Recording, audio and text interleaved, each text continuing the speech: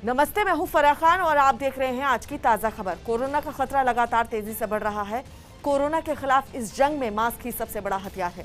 News 18 सबसे appeal करता है कि मास्क जरूर पहने।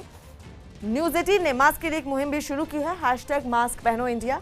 हम आपसे यही अपील करते हैं कि मास्क जरूर लगाएं, क्योंकि सावधानी ही इस वक्त सबसे बड़ा बचाव है।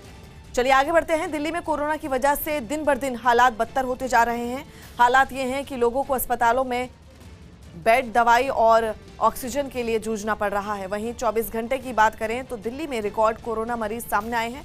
पिछले 24 घंटे में 27,047 लोग कोरोना पॉजिटिव मिले हैं, जबकि कोरोना की वजह से 375 लोगों ने दम तोड़ दिया। हालांकि इस दौरान 25,000 से ज्यादा लोग कोरोना को मात देकर ठीक भी हुए हैं। राजधानी में अब एक्टिव केस करीब 1 लाख हैं, जिनका इलाज चल रहा है। पंजाब के अमृतसर के स्वर्ण मंदिर में आयोजित नगर कीर्तन में कोरोना नियमों का जमकर उल्लंघन किया गया। गुरु तेग बहादुर की 400वें प्रकाश पर्व पर हुए इस कार्यक्रम में शामिल होने के लिए हजारों श्रद्धालु पहुंच गए, लेकिन किसी ने भी अपने चेहरे पर मास्क नहीं लगाया। इतना ही नहीं, वहां मौजूद सभी लोग एक दूसरे के नजदीक खड़े दिखाई दिए। यानी कोरोना से बचने के लिए बनाए गए किसी भी नियम की लोगों ने परवाह नहीं की। बाद में जब बैंड बाजे के साथ पालकी निकाली गई, तब तो वहां की तस्वीर और भी डरावनी हो गई। नगर कीर्तन में चारों तरफ लोग ही लोग दिखाई देने लगे।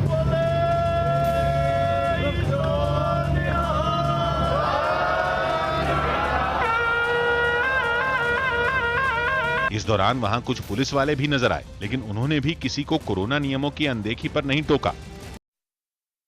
कोरोना से सबसे ज्यादा प्रभावित राज्य महाराष्ट्र के हालात जस के तस हैं। पिछले 24 घंटे में राज्य में कोरोना के 62,919 नए मरीज मिले, जबकि इस दौरान 828 लोगों की कोरोना की वजह से जान चली गई। मुंबई में कल के मुकाबले कोरोना मरीजों की संख्या में कमी आई है। वहां पिछले 24 घंटे में 3,925 लोग कोरोना पॉजिटिव पाए गए हैं, जबकि 89 लोगों की मौत हो गई। हालांकि पिछले 24 घंटे में राज्य भर में 69,710 लोग कोरोना से ठीक होकर अपने घर लौट गए हैं।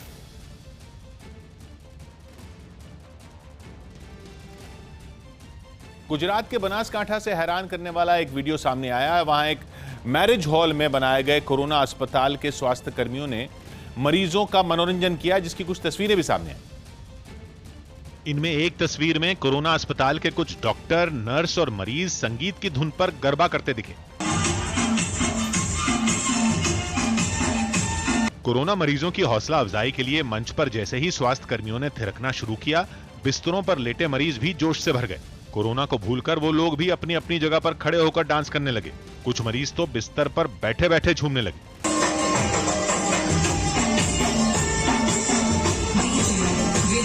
इतना ही नहीं, इस अस्पताल से ठीक होकर जब कुछ मरीज अपने घरों को लौटने लगे तो उन पर फूलों की बारिश की गई। कोरोना से जूझते मरीजों का मनोबल बना रहे, इसके लिए अहमदाबाद के एक अस्पताल में भी पहल की गई। वहां से सामने आई एक तस्वीर में पीपीई किट पहने कुछ स्वास्थ्य कर्मी मरीजों के साथ प्रार्थना करते दिखे।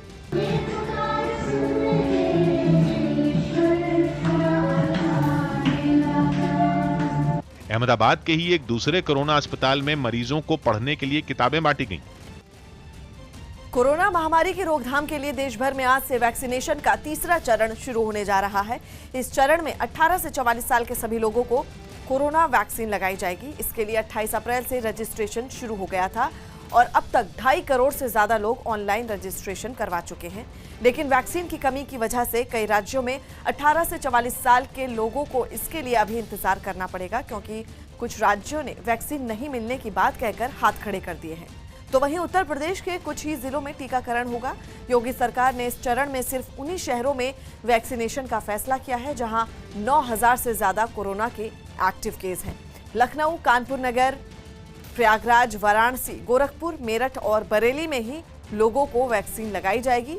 तो वहीं गुजरात के 10 जिलों में ही 18 से ऊपर वालों को वैक्सीन लगाई जाएगी। गुजरात के अहमदाबाद, सूरत, वडोदरा, राजकोट, भावनगर, जामनगर, कच्छ, भरूच, गांधीनगर और महेसाणा में भी वैक्सीनेशन होगा। जबकि छत्तीसगढ़ में सामाजिक और आर्थिक आधार पर पिछड़े 18 साल से ज्यादा उम्र वाले लोगों को आज से कोरोना वैक्सीन लगाई जाएगी। अगर बात करें राजस्थान की, तो राजस्थान में कोरोना से सबसे ज्यादा प्रभावित 11 जिलों में 18 से 44 साल के लोगों को वैक्सीन दी जाएगी।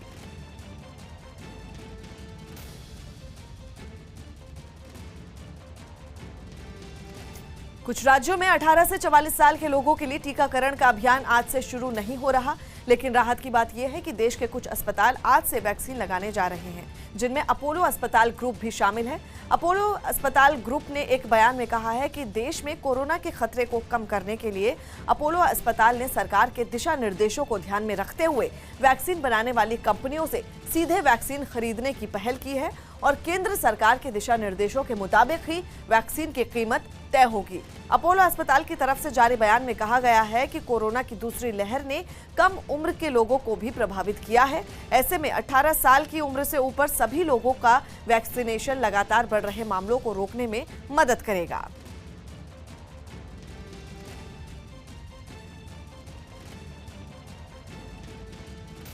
इस बीच कई राज्यों ने वैक्सीनेशन का तीसरा चरण शुरू करने से इनकार कर दिया और इसके लिए इन राज्यों ने वैक्सीन नहीं मिलने की दलील दी है। दिल्ली, पंजाब, उत्तराखंड, गोवा, जम्मू कश्मीर, हरियाणा और पश्चिम बंगाल में आज से 18 से 44 साल के लोगों को वैक्सीन नहीं लग पाएगी, क्योंकि इन राज्यों ने वैक्सीन नहीं मिलने की बात कहकर अपने हाथ खड़े कर दिए हैं। दिल्ली के सीएम अरविंद केजरीवाल ने वैक्सीन की कमी का हवाला देते हुए लोगों से अपील की है कि 18 साल से ऊपर के लोग वैक्सीनेशन की लाइन में ना लगें। उन्होंने कहा कि वैक्सीन मिलते ही तीसरे चरण का टीकाकरण शुरू किया जाएगा। तो वहीं गोवा के सीएम ने भी वैक्सीन नहीं मिलने की बात कहकर कल से टीकाकरण अभियान शुरू करने से इनकार कर दिया।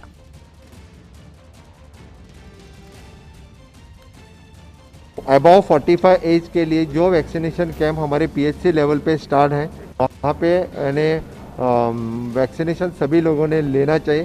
फ्रॉम 18 टू 45 इन लोगों के लिए, इन यूथ के लिए अभी वैक्सीनेशन आया नहीं है। जैसे ही वैक्सीनेशन हमारे पास आएगा हम उनका अनाउंसमेंट करेंगे, बाद में उन्हें रजिस्ट्रेशन करना स्टार्ट करेंगे।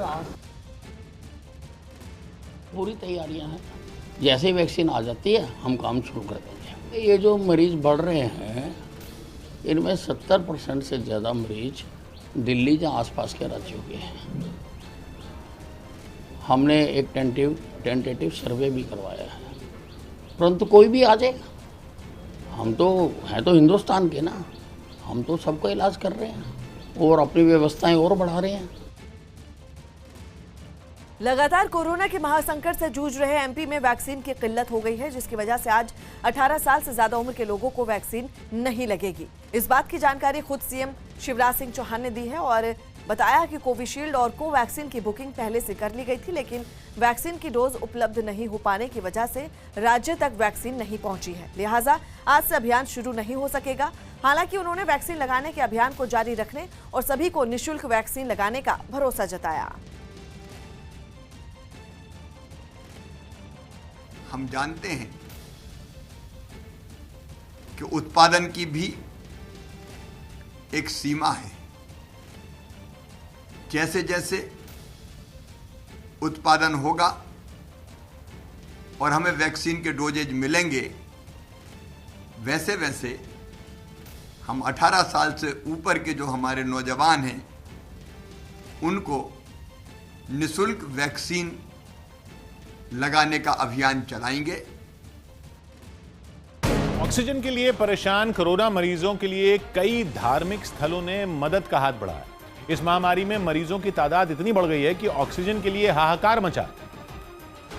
लेकिन इस मुश्किल वक्त में देश के कई धार्मिक स्थलों ने अपने दरवाजे खोल दिए। दिल्ली के निजामुद्दीन इलाके में मौजूद दमदमा साहिब गुरुद्वारे ने ऑक्सीजन की कमी से जूझ रहे मरीजों की मदद के लिए खास इंतजाम किए।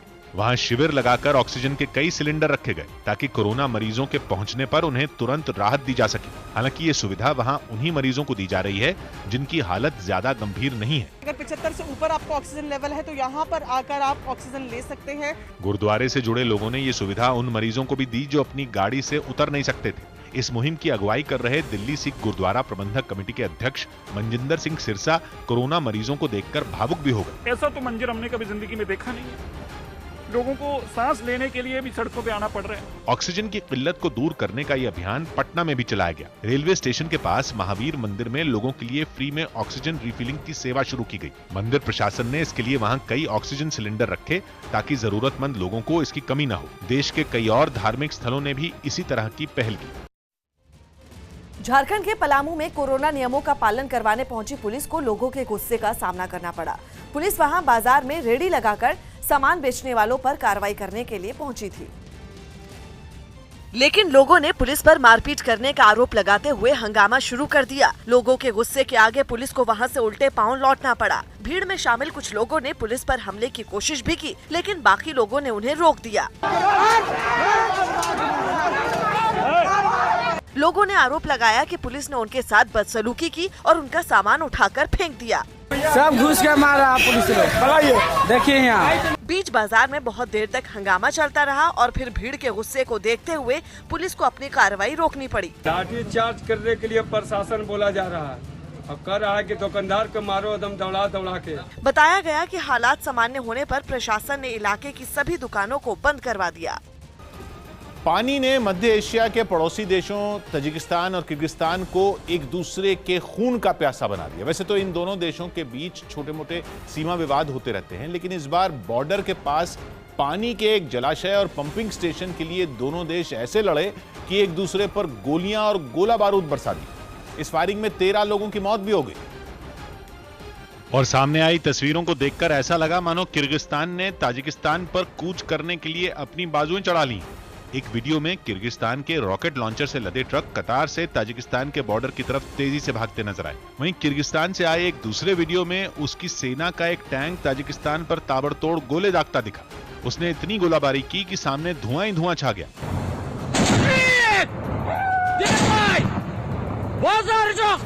किर्गिस्तान के कोकताश इलाके की तस्वीरों में तो सब सामान्य दिखा, लेकिन ऑडियो में कान फाड़ देने वाली इतनी भयानक गोलीबारी होती सुनाई दी कि हरियाली से भरा खूबसूरत इलाका दहल उठा।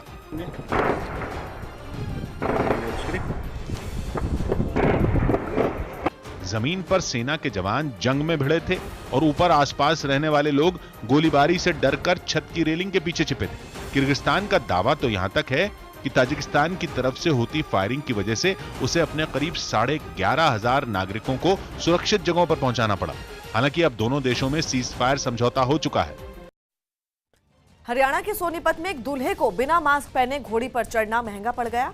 बगैर मास्क पहने दूल्हे की बारात की खबर जैसे ही पुलिस को मिली तो वहां पुलिस के कुछ अधिकारी भी पहुंच गए और उन्होंने बारात को रुकवा दिया। इस दौरान दूल्हा तो घोड़ी पर ही बैठा रहा, लेकिन उसके पिता को बुलाकर पुलिस ने मास्क न पहनने पर दूल्हे का चालान काट दिया। चालान काटने के बाद पुलिस के अधिकारियों ने बाकी लोगों से भी नियमों का पालन करने की अपील की। इस दौरान दूल्हे के पिता को भी पुलिस ने हिदायत दी। जब तक चालान काटने की प्रक्रिया पूरी नहीं हुई तब तक बारात वहीं पर रुकी रही। बाद में पुलिस ने सभी लोगों को कोरोना नियमों का पालन करने के निर्देश देते हुए बारात को वहां से जाने दिया। फिल्म बेल बॉटम जल्द रिलीज होगी। खबर है कि अक्षय कुमार की फिल्म बेल बॉटम जल्द ऑनलाइन रिलीज होगी।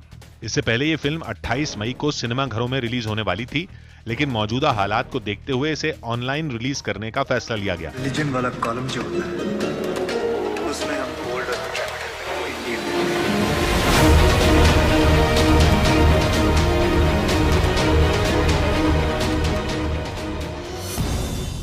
दिल्ली के उपराज्यपाल अनिल बैजल की कोरोना रिपोर्ट पॉजिटिव आई। इसके बाद उन्होंने खुद को सबसे अलग कर लिया। हालांकि उन्होंने बताया कि वो घर से काम करते रहेंगे। रूस ने जानवरों को कोरोना की बीमारी से बचाने के लिए वैक्सीन की 17,000 डोज तैयार की। जानवरों को कोरोना से बचाने के लिए बनाया गया ये पहला टीका है। दिल्ली के पास यूपी के नोएडा में पुलिस ने रेमडेसिविर इंजेक्शन की कालाबाजारी करने के आरोप में 3 लोगों को गिरफ्तार कर लिया। आरोप है कि ये लोग 25 से 30,000 रुपए में एक इंजेक्शन बेचते थे। 3 व्यक्तियों को रेमडेसिविर की कालाबाजारी करते हुए 3 वायल्स के साथ गिरफ्तार किया गया। कोरोना संकट के इस दौर में सचिन तेंदुलकर ने मदद का हाथ बढ़ाया। उन्होंने मिशन ऑक्सीजन नाम की संस्था को 1 करोड़ रुपए दान दिए। ये संस्था अस्पतालों को ऑक्सीजन कॉन्सेंट्रेटर मुहैया करवाती है। कोरोना संकट के बीच चीन के राष्ट्रपति शी जिनपिंग ने प्रधानमंत्री मोदी को एक संदेश भेजा है। इस संदेश में उन्होंने कोरोना संकट पर अपनी संवेदना जताई, साथ ही कोरोना की इस दूसरी लहर से निपटने के लिए मदद की पेशकश भी की है। शी जिनपिंग ने अपने संदेश में कहा कि इस महामारी में चीन भारत के साथ है और उसे समर्थन और मदद करने के लिए तैयार है।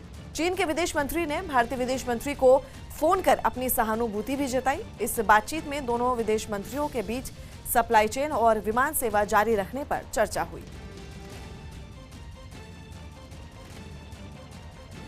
एग्जिट पोल के अनुमान पर सियासी दावों का दौर शुरू हो गया।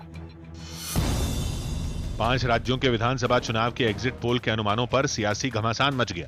कांग्रेस ने इस मुद्दे पर बीजेपी को घेरते हुए केरल में सरकार बनाने का दावा ठोक दिया। भारतीय जनता पार्टी और प्रधानमंत्री को ना खुदा ही मिला, ना विसाले सनम, ना इधर के रहे ना उधर के रहे। वहीं बीजेपी ने 5 राज्यों के एग्जिट पोल के अनुमानों को अपने हक में बताया।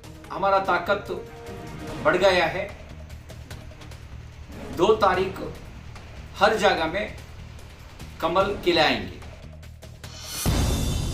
महाराष्ट्र में अक्टूबर तक कोरोना की तीसरी लहर आने की आशंका जताई गई, जिसे देखते हुए स्वास्थ्य मंत्री राजेश टोपे ने ऑक्सीजन के मामले में राज्य को आत्मनिर्भर बनाने पर जोर दिया। तय हुआ है कि ऑक्सीजन के हद तक हम स्वयं निर्भर होना चाहिए।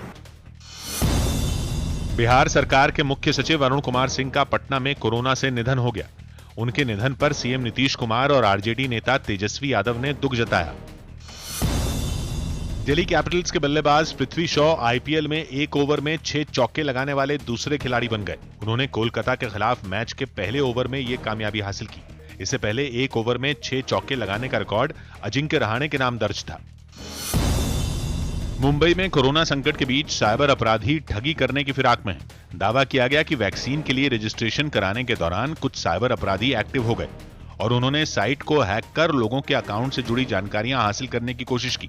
इस तरह के लिंक अगर आपके सामने आए हैं तो तुरंत समझ जाएं कि ये टेस्ट किया जा रहा है आपके अकाउंट का और सीधे आपके अकाउंट पर डाका डालने की कोशिश है।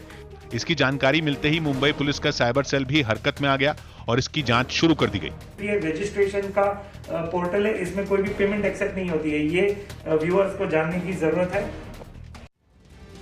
बिहार के औरंगाबाद में नाइट कर्फ्यू तोड़ने वालों के खिलाफ पुलिस ने अभियान तेज कर दिया।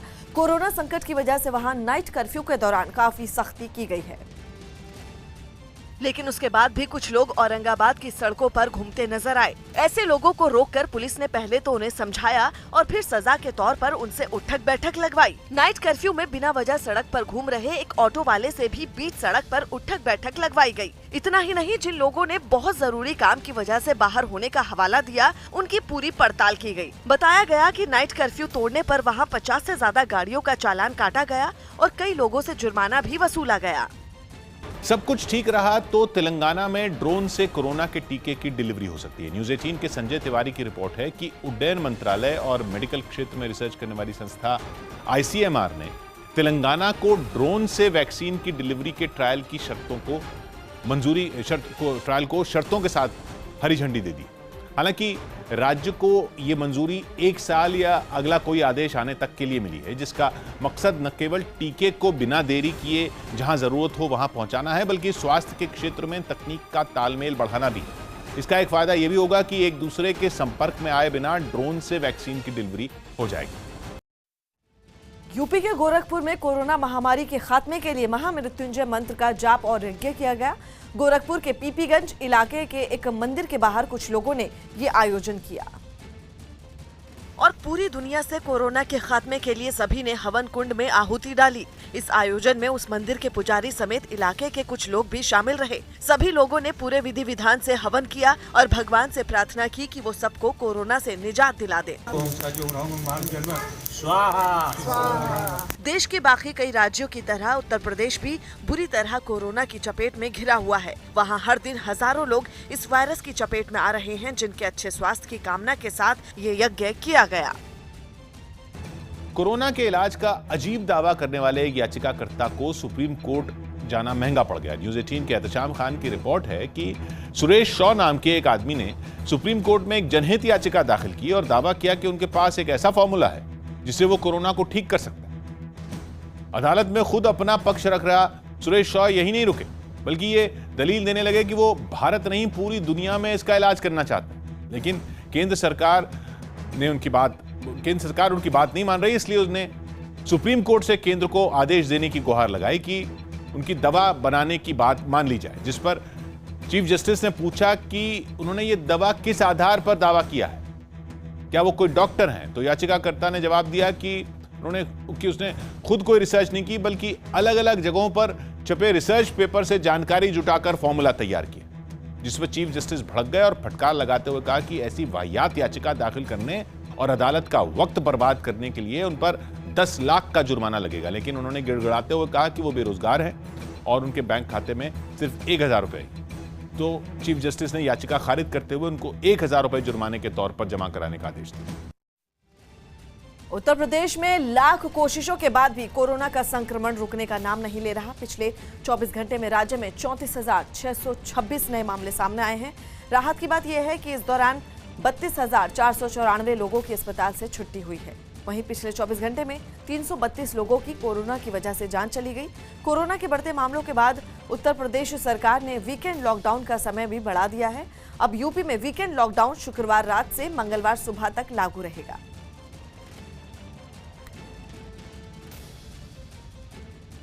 यूरोप के देश चेक रिपब्लिक की राजधानी प्राग में राष्ट्रपति मिलोश ज़ेमान के खिलाफ जोरदार प्रदर्शन।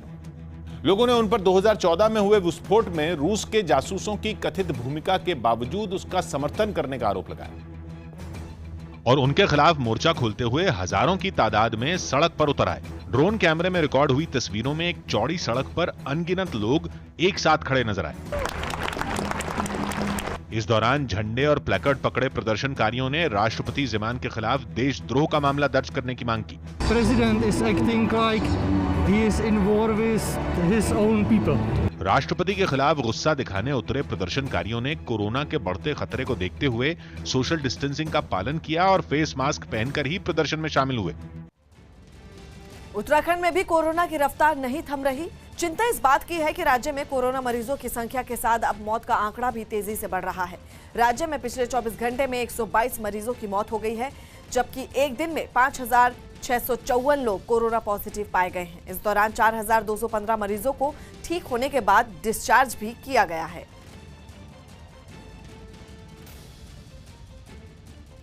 देश के कई हिस्सों में कोरोना की वजह से लागू कर्फ्यू को तोड़ने वालों पर पुलिस ने सख्त कार्रवाई की। इस महामारी पर लगाम लगाने के लिए कई प्रदेशों में लॉकडाउन लगाया गया ताकि लोग घरों से बाहर न निकलें। लेकिन इसके बावजूद कई लोग बिना जरूरी काम के सड़कों पर घूमते पकड़े गए। मध्य प्रदेश के देवास से जो तस्वीरें सामने आईं, उनमें एक तस्वीर में गश्त पर निकली पुलिस ने ऐसे ही कुछ लोगों पर सख्ती बरती। कुछ लोगों से कान पकड़कर उठक बैठक करवाई गई तो कई लोगों को चेतावनी देकर छोड़ दिया गया। लॉकडाउन के आदेश का पालन कराया जा रहा है और सख्ती से कार्रवाई करा है। कुछ ऐसी ही तस्वीरें बिहार के नवादा से भी सामने आई। वहां नाइट कर्फ्यू के दौरान कई लोग बिना वजह घरों से बाहर घूमते पुलिस के हत्थे चढ़ गए। इसके बाद उन लोगों को उठक बैठक करने की सजा दी गई। पश्चिम बंगाल में भी कोरोना के मामले तेजी से बढ़ रहे हैं। पिछले 24 घंटे में राज्य में 17,411 लोग कोरोना पॉजिटिव मिले, जबकि कोरोना की वजह से 96 लोगों ने अपनी जान गंवा दी। राज्य में कोरोना की रोकथाम के लिए ममता बनर्जी सरकार ने नई गाइडलाइंस जारी की है, जिसके मुताबिक mall, beauty parlour, gym, spa और स्विमिंग पूल बंद कर दिए गए हैं। इसके साथ ही राज्य में फिलहाल सामाजिक, सांस्कृतिक या मनोरंजन से संबंधित कार्यक्रमों में लोगों के इकट्ठा होने पर भी रोक लगा दी गई है। बाजार दिन में 2 बार सुबह 7 से 10 बजे तक और दोपहर में 3 से शाम 5 बजे तक खुलेंगे। और इसके साथ ही ममता सरकार ने 11वीं के छात्रों को बिना परीक्षा पास करने का फैसला किया है। ब्रिटेन के परिवहन मंत्रालय ने सेल्फ ड्राइविंग कारों को धीमी रफ्तार से सड़क पर चलाने की इजाजत दे दी। इसी के साथ ब्रिटेन अपने आप चलने वाली कारों को सड़कों पर उतरने की कानूनी इजाजत देने वाला पहला देश बन गया, जिसके लिए ब्रिटेन के ऑक्सफोर्ड शहर में ऐसी ही एक सेल्फ ड्राइविंग कार का परीक्षण हुआ, जिसमें कार चला रहे एक शख्स ने अचानक स्टीयरिंग व्हील से अपने हाथ हटा लिए, लेकिन कार बिना डगमगाए सड़क पर आगे बढ़ती रही। इतना ही नहीं, इसके बाद यह आदमी कार में लगी एक स्क्रीन पर कुछ करता नजर आया। ताज्जुब की बात यह कि इस दौरान उसकी निगाहें सड़क पर थी नहीं, लेकिन फिर भी कार बिना किसी परेशानी के चलती रही। ऐसा इसलिए क्योंकि कैमरे और सेंसर से लैस ये कार ALKS यानी ऑटोमेटेड लेन कीपिंग सिस्टम्स की तकनीक का इस्तेमाल करेगी, जिसकी वजह से ये कार खुद ब खुद सड़क पर दूसरी गाड़ियों से एक सुरक्षित दूरी बनाकर चलेगी, जिसमें ड्राइवर स्टीयरिंग व्हील से हाथ हटाकर सफर कर सकता है। हालांकि उसे कार को वापस अपने कंट्रोल में लेने के लिए तैयार रहना होगा, क्योंकि ये सड़क पर ईंट पत्थर जैसी चीजों से बचने में सक्षम नहीं है। ये कार 60 किलोमीटर प्रति घंटा की रफ्तार से चल सकती है।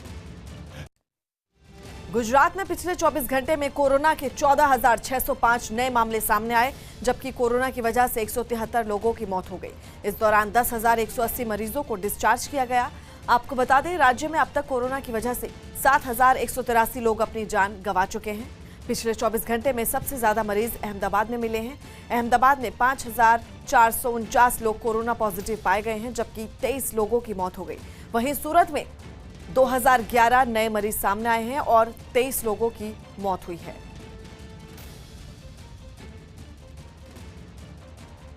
दिल्ली में कोरोना से बिगड़ते हालात के बीच लोग दवाओं की किल्लत और कालाबाजारी से भी बुरी तरह परेशान। न्यूज़ 18 इंडिया के स्टिंग ऑपरेशन में भी कालाबाजारी का यह खेल सामने आ चुका है।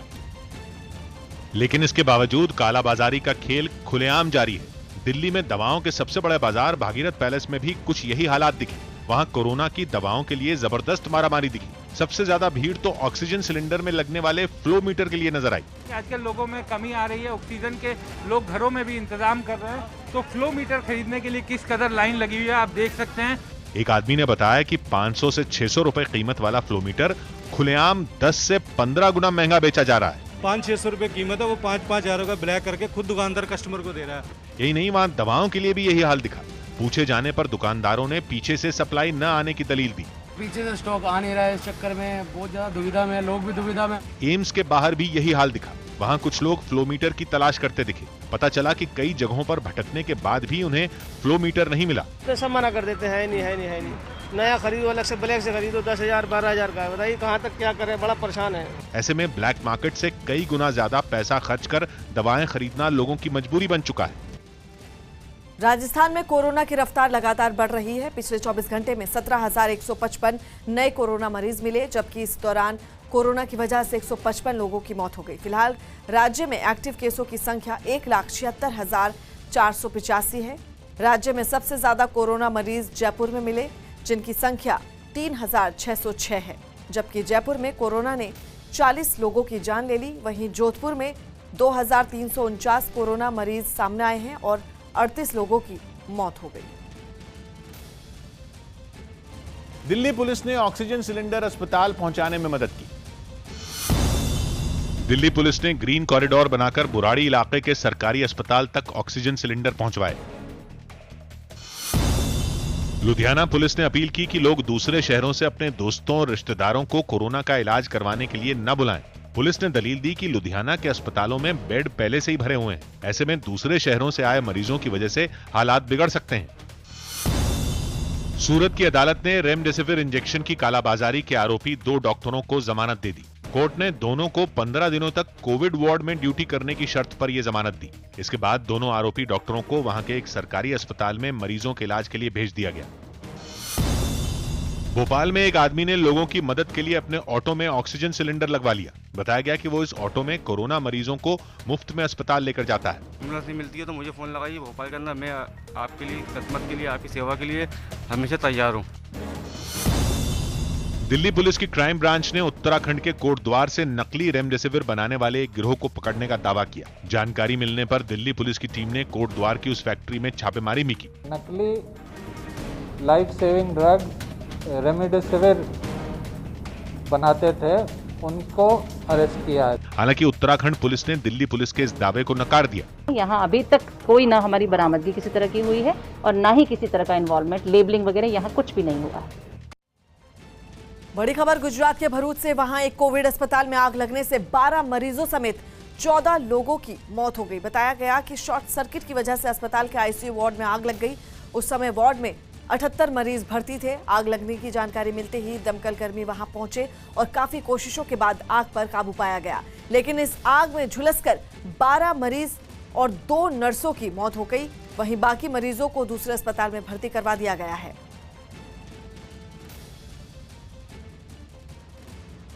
मध्य प्रदेश के श्योपुर से एक हैरान करने वाली तस्वीर सामने आई, जहां एक मोटरसाइकिल और एक छोटे ट्रक के बीच हुई टक्कर के बाद मारपीट शुरू हुई। इस हादसे में मोटरसाइकिल सवार 2 लोग घायल हो गए, जिसके बाद घटना वाली जगह पर मौजूद लोग भड़क गए और वो बीच सड़क पर ही उस छोटे ट्रक के ड्राइवर से मारपीट करने लगे।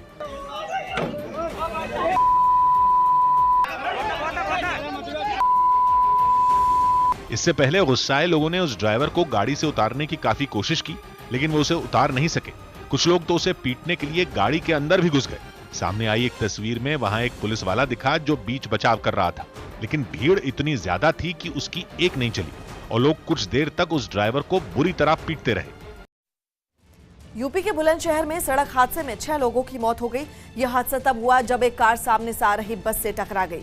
हादसा इतना जोरदार था कि कार के परखच्चे उड़ गए। इस हादसे में एक महिला गंभीर रूप से घायल हो गई, जिसे इलाज के लिए अस्पताल भिजवा दिया गया। यूपी के बुलंदशहर का ये मामला, जहां पर यह हादसा हुआ। तस्वीरें हम आपको दिखा रहे हैं कि हादसा कितना जबरदस्त था और इसमें 6 लोगों की मौत हो गई। यह हादसा तब हुआ जब एक कार के सामने बस टकरा गई। हादसा इतना जोरदार था कि कार के परखच्चे उड़ गए। इस हादसे में एक महिला गंभीर रूप से घायल हो गई, जिसे इलाज के लिए अस्पताल भिजवा दिया गया है, लेकिन 6 लोगों की दर्दनाक मौत हो गई। एक्सीडेंट हुआ है। किस किस से हुआ? बस से और इको से। तो ये लोग कहाँ से आ रहे थे? ये संभल से। कहाँ संभल क्यों गए थे? ये गंभीर मौत हो गई थी। कितने लोग थे इस गाड़ी में? 7 लोग थे। तो 7 लोगों की क्या कंडीशन है? 6 एक्सपायर हो चुके हैं, एक अभी सांसें चल रही हैं। उत्तर प्रदेश के मुजफ्फरनगर से डरा देने वाली तस्वीरें सामने आई। वहां 2 पेपर मिलों में भीषण आग लग गई, जिससे भारी नुकसान हो गया। हादसे के वक्त वहां तेज हवाएं चल रही थी, जिसकी वजह से आग ने चंद मिनटों में ही विकराल रूप ले लिया। आग की कई फीट ऊंची लपटों और आसमान में फैले धुएं के गुबार को देखकर पूरे इलाके में अफरा तफरी मच गई। दोनों पेपर मिलों के कर्मचारी अपनी जान बचाने के लिए भागने लगे। इस घटना की खबर मिलते ही दमकल कर्मचारी वहां पहुंच गए, लेकिन इस भीषण आग को देखते हुए मेरठ, सहारनपुर और शामली जिलों से भी दमकल की कई गाड़ियों को मदद के लिए बुलाया गया, जिसके बाद धधकती मिलों पर चारों तरफ से पानी की बौछार शुरू कर दी गई। लेकिन इस काम में कई घंटों का वक्त लग गया, क्योंकि तेज हवाओं की वजह से आग फिर दहकने लगी। काफी मेहनत के बाद आग तो बुझा दी गई, लेकिन इस हादसे में दोनों पेपर मिल जलकर राख हो गए। यूपी के रामपुर में एक फैक्ट्री में अचानक आग लग गई। फैक्ट्री में केमिकल होने की वजह से आग तेजी से भड़की और कुछ ही देर में आग ने विकराल रूप धारण कर लिया, जिसकी लपटें दूर से ही नजर आ रही थी। तस्वीरें हम आपको दिखा रहे हैं कि आग कितनी भयंकर थी। जब आग लगी तो फैक्ट्री से धमाके की आवाजें भी सुनाई दी, जिसके बाद आसपास के इलाकों में हड़कंप मच गया। आग लगने की जानकारी के बाद वहां दमकल की 4 गाड़ियां पहुंची और कुछ ही देर की कोशिश के बाद आग को बुझा दिया गया।